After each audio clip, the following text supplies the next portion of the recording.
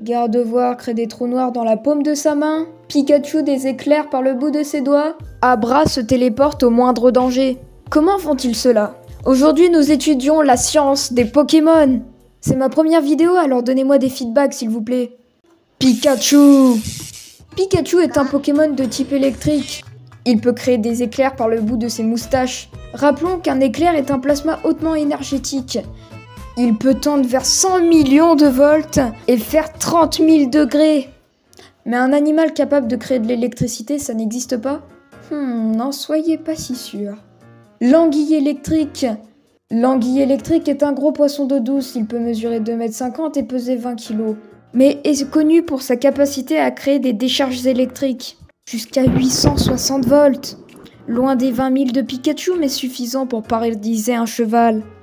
Mais comment fait-elle cela? Les électrolytes présents sous ses fibres musculaires sont capables de déplacer les ions, comme dans une pile, générant un courant électrique. Alejandro Volta s'en est même inspiré pour créer sa pile. Pikachu est une batterie vivante. Abra a une super intelligence. Il a un QI de 5000. Ça, c'est que de la science-fiction, hein? Non. La super intelligence, qu'est-ce que c'est? Prenons le QI. Le QI est mesuré avec le test du WISC-5.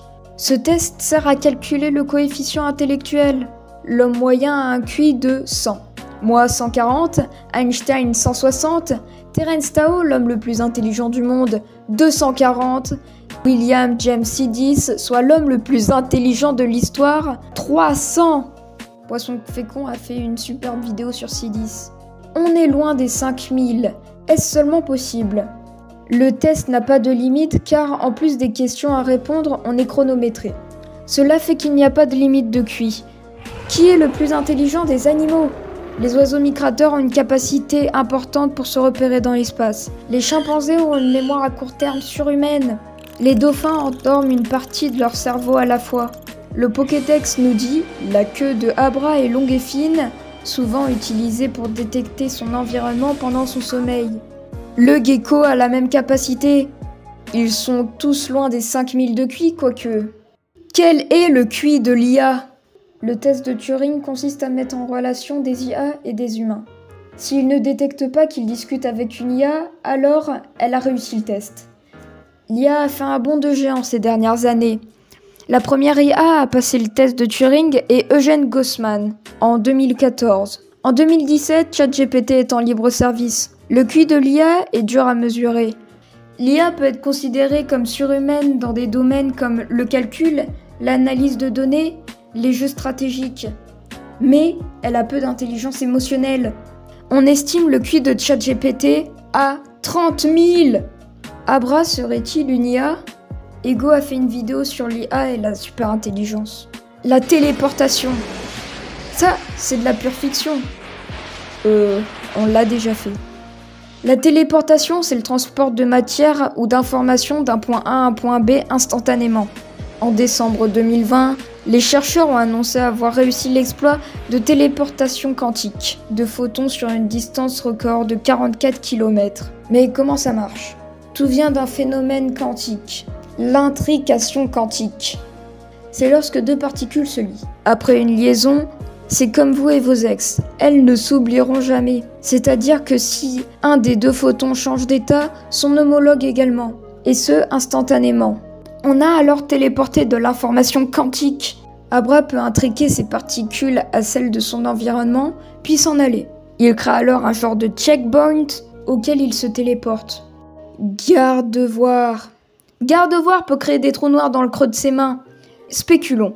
Un trou noir est un objet si massif que sa force gravitationnelle ne semble même pas laisser s'échapper la lumière. Tout ce qu'il nous faut, c'est compresser la matière, tellement fortement que ça crée un trou noir.